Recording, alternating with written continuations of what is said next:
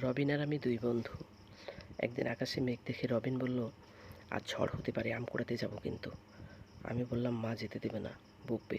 রবিন বলল, অনেক রাত্রে যাব, জানতে পারবে না। সত্যি সেদিন রাত্রে প্রচুর ঝড় হচ্ছিল। রবিন অনেক রাত্রে এসে দরজায় টোকা দিল। আমি চুপি চুপি উঠে দরজা খুললাম, রবিনের সাথে আম কুড়াতে বেরিয়ে গেলাম। আম কুড়োতে কুড়োতে দুই বন্ধুতে বাগানের মাঝখানে চলে আসলাম। হঠাৎ আমার মনে পড়লো বাগানের মাঝখানে প্রকাণ্ড একটা জাম গাছ আছে। আমি রবিনকে বললাম, চল কিছু জাম কুড়িয়ে নিই। রবিন বলল, আমি আমগুলো কুড়িয়ে নিই, তুই সামনে যা, কুড়া। আমি জাম গাছের কাছে আসছি, হঠাৎ বিদ্যুৎ চমকে উঠল।